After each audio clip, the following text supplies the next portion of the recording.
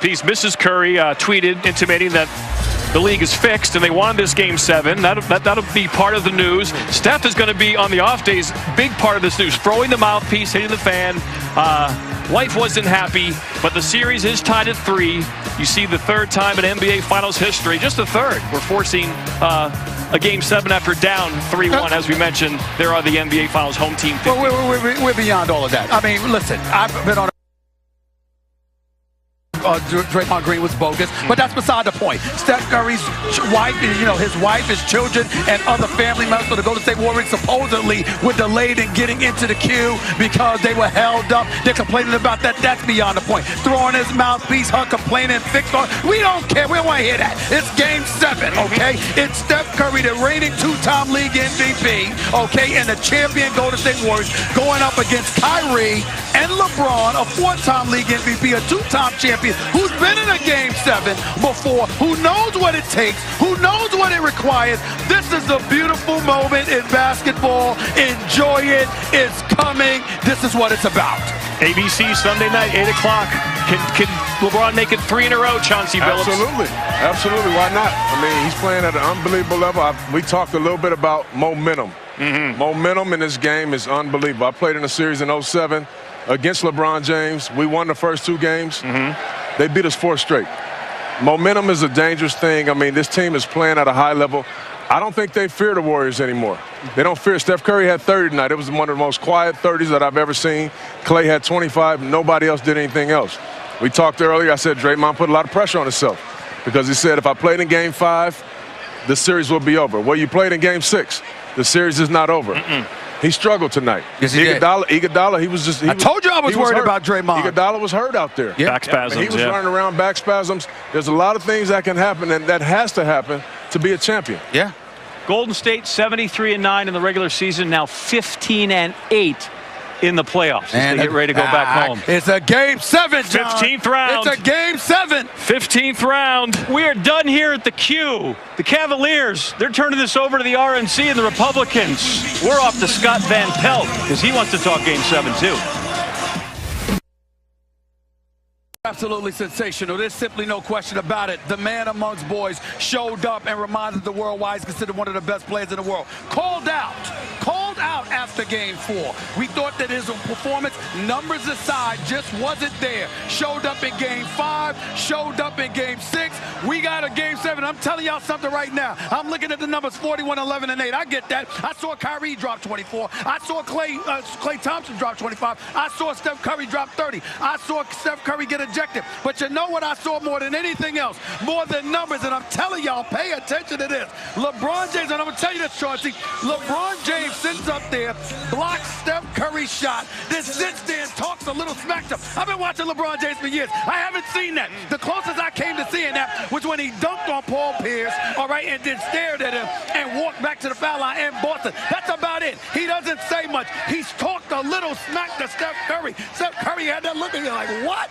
It's beautiful. This is what Game 7's all about, baby. I'm telling you right now, it's special. Keep your eyes on. We can't wait till Game 7. I heard you say something earlier in that speech you just made about LeBron James being considered one of the best players in the world. No, top 2. That's what I'm saying. Throughout the season. That's the best player in the world out there, Stephen. No. I'm not disputing that. I'm saying throughout the season, that's what we were saying. So the debate was there. Then Game 4 happened. We looked at him and we had some question marks. He showed up in Game 5. Then we said Game 6, your last game on your home court for this season, you got to show up again, and that's what he did. It's a Game 7. This is what you want, but you want it in this kind of fashion. The two superstars drawing at one another. I can't wait till Sunday night. I just can't wait. This is what it's about right here. Oh, this is beautiful. This is beautiful, y'all. I'm trying to tell you. Woo! This is special. Golden State, they open up a 5-point favorite for Game 7 at home. This is the 19th Game 7 NBA history. The home team is 15-3, and certainly in the second part of the game, after that miserable first quarter, Golden State outscored Cleveland in the second quarter and the third quarter. The fourth quarter was 35-30 Cleveland. But on this night, in this city, it's about LeBron and the land. The land has been defended, and now we go back to the Bay. And to Stephen's point, somebody got their feelings hurt in this one, and it was not LeBron James.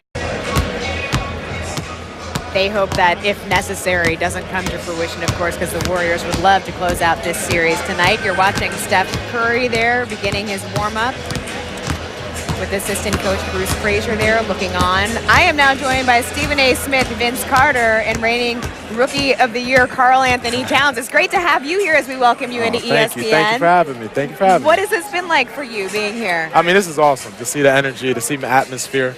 Just want to be here to learn. I want to know what it takes to be in the NBA Finals, what it takes to win a championship. And, you know, I want to bring this kind of atmosphere, this energy to Minnesota. So the only way you know how to do it is to come and learn. What kinds of things are you hoping to soak up? What will you be looking at specifically? Just execution, IQ. You know, when you get to the finals, everyone knows each other's tendencies and everything's known. Now it's more about executing at a high level, being mentally focused at all times, and I want to be that. So, you know, I want to come here and learn. I want to know how it takes to almost etch your name in stone and the greatest of all time. When you think back, Vince, to when you were in his shoes, what goes through your mind? That's a long time ago. It's not. The same thing, just trying to make your name. You get drafted and you enjoy being an NBA player, and then you get the opportunity to win the Rookie of the Year. But I think he's taking it the right way. What better than the NBA Finals to come out here and learn the game, learn and visualize yourself being there. That's what it's all about. Now, if you can place yourself there, you work towards that goal. Lindsay, I was a proponent of picking Jahlil Okafor with the #1 overall pick because I was of the mindset you're 7 feet, you play with your back to the basket, you can't teach that. His daddy, coaches, friends, everybody like, Stephen A., I'm trying to tell you, this kid right here is special. And we watched him today. Congratulations to you. You've been fantastic. Had the pleasure of meeting both of his parents, talking to them extensively, especially during All-Star Weekend. The guy has got the goods. This kid right here is going to be special. And I'm talking about on another level. Just stay on the right path, my man. Real proud. Real proud. What would you say was the most surprising thing to you during your rookie season? I think more just, you know, just learning and how so many times the game speed changes, you know. So when you're into college, you know, it's always one speed. And you get in the NBA and you're talking about going fast, slow, fast at all given times in the game. So I was blessed I had KG, so I had that learning curve really shortened a lot.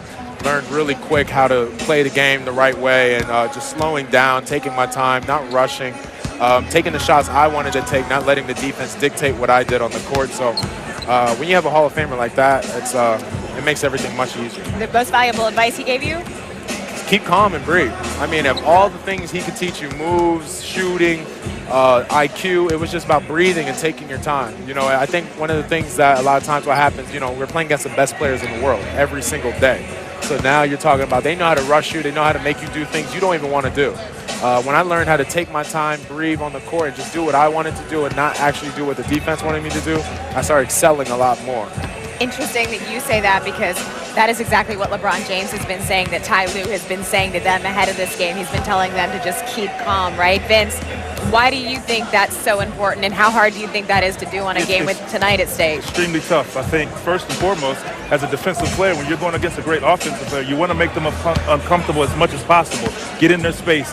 You know, you practice one thing, but make them do something they're not used to doing or they don't want to do. So that's what they're expecting Golden State to do to them tonight. Just get into them, make them uncomfortable, double team them, knock them around a little bit. That's things that LeBron isn't comfortable with, or he kind of gets frustrated. So they want to take him out of his game early to try to close it out. Well, you also got to understand, both teams, they're not going to surprise one another with anything that they do. Both teams know what's going to be thrown at them by the other. The question is, can you pinpoint what someone is uncomfortable with, what they don't like to do, what annoys them and agitates them when they're on the basketball court? Because chances are, whatever level of excellence that you may have, even doing something that you don't want to do, you can't sustain it when you're uncomfortable doing something you're not familiar with or you don't like doing. And against a great team like Golden State, you'll pay a price if you get uncomfortable. And the other thing that's important is identifying your mismatches as soon as possible and taking advantage of it, trying to get them to take timeouts and kind of get them out of sorts. So I think that's the thing, because like you said, you play each other so much. You throw in some tricks here and there, but it's all about who's taking advantage of the opportunity. The game at this point is all about adjustment. Who can make the right adjustment at the right time? How about the guy behind us right over our shoulder here, Steph Curry, warming up? What kind of game do you expect? Right, not bad, sorry. Just kidding. What kind of game do you expect him to have tonight? Because we haven't really seen, pardon me, that breakout, obviously, game that we've maybe looked for in this series. It's really not what we expect. It's what he has to be or what he has to do. He has to be the two-time MVP, and that's plain and simple. He has to come out and set the tone in this game for either side to show right now, hey, I'm here to close this out, and I think the rest of his team will follow. They're a very unselfish team. They play for each other, and they play well together, so that's what I expect. And they will follow. They will follow him, and he knows that. The thing about it that goes unnoticed, and I've often said this, when there was a debate at some point in time this year about who was the greatest player in the world, you say LeBron James because of what he can do on both ends of the floor. But I also said that Steph Curry's the greatest offensive player with a comparable impact. Because when you have somebody who's a marksman of his caliber, shoot 50% from the field, 45% from three-point range, 90% from the free throw line, with a handle, can pass, steals, etc. He's such a potent threat offensively that it makes you tight when you're on offense, because you know if you make a mistake, him, more so than most people in the league, will exploit it. And that is what makes you a bit nervous when you're the opposition. And that's the kind of thing they got to watch out for. When you watch Steph's game, what is it that you most envy out of what he can do? I think the biggest thing that he does that's underrated sometimes, but I think as players we understand, is he's such a factor on the court that you have to pay attention to him all the time, which allows Klay Thompson, it allows Sean Livingston, it allows Draymond Green and Harrison Barnes to have much more open shots than people give credit. And that's because of his effort to move around the court so well and also shoot well. Like the numbers you said, it makes him a very marked target on the court. I think that's what's most respected about him is his presence when he's on the court opens the floor for everybody else because he has to be taken into account, because he can shoot so well. And when you have a player like that on the court, it allows the court to be much more open than with him off the court. And Lindsay, also, you got to take into account the fact that where you have some teams, and they can speak to this, where you got to set offense and you're calling plays. Number one, Steve Kerr allows them to freelance. He allows them to exercise their basketball IQ and engage in improvisation. And so you've got that. And then you have someone with the ultimate improvisational skills because he has a handle. He can pass. He can get to the hole. He can shoot a jumper. But then he can step back and pull up from 30 and 35 and 40 from the corner, the wing, the key. It doesn't matter which side. It's just a marksman. He's just a marksman. And the wonderful thing about that with their offense, it's all about reads. It's read and react type of offense. And there's a lot of teams who run it, but this is a special team because they're all willing to do whatever and sacrifice their game for the good of the team. And I think, we get into talking about should he have been the MVP or will he be the MVP? The one thing about it is the accomplishment they're looking for, and that's what you can tell. They're playing to win. They're not playing to see him be the MVP of the playoffs, but at the same time, he has to have an MVP performance. Absolutely. All right, before we say goodbye, Carl, the last time you were here inside the Q, you had pretty sick numbers, 26 points, 11 rebounds, 4 assists. So what is the key to having that type of game against LeBron James and the Cavs? I mean, first, I had a great point guard and a teammate, so that changes the game a lot. It gives you a lot of opportunities. But second, every team has mismatches, and what I tried to do was make sure, like you said, I found spots that worked the best on the court. I didn't try to bully ball or do anything that they wanted me to do. I did the game I wanted to play. When I came to Cleveland, Timothy Mozgov, Tristan Thompson, Kevin Love, big bodies are around the basket. So I tried to exploit mid-range shots. So I used a lot of mid-range shots to my advantage. Also, just working hard. You got to work hard. Tristan Thompson is a guy who gets a lot of rebounds around the basket. You want to go work just as hard as him, put a body on him.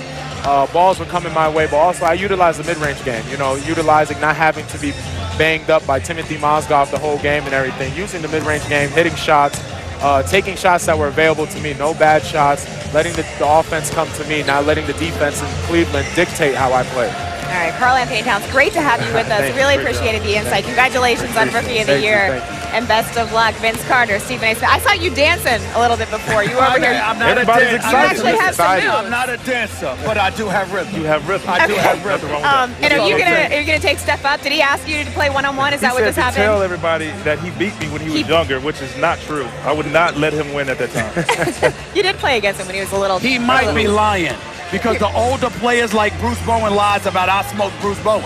our colleague Bruce. I smoked him in Philadelphia. He wants to lie about that. He doesn't So want to talk I've about learned it. that older veterans tend to tell a little fib here and there about one-on-one competition. I remember that. Don't forget. I love it. All right. We got more to come right now. More guys warming up on the court. Andre Iguodala. Well, right now you're seeing Steph. There's Andre. Sometimes he wears that hood up. Sometimes he doesn't. Andre, last year's finals MVP, needs to have another big game tonight. And then on the other side, Kevin Love. What kind of game do you expect him to have? We don't know. They all look at each other. He said it right there. You just have to have a better one. Better than 2 points. I think it's safe to say he'll be better than 2 points. For sure. I think that's a safe little bet. home cooking. How about that? Don't leave no doubt. Tonight's a game, you get it done. Yep.